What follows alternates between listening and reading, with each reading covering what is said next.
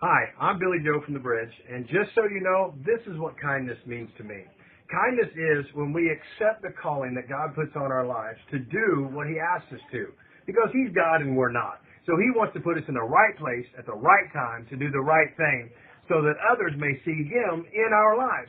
But we've got to be willing to give that up. And so kindness to me is giving up your own fleshly wants and desires and doing what He wants you to do.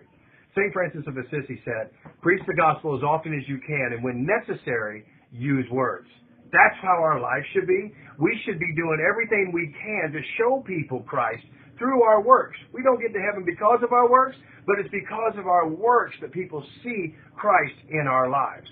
That's why it says faith without works is dead. We've got to do our part. So be kind, do your part, be available. When God calls you to do something, do it. Be kind.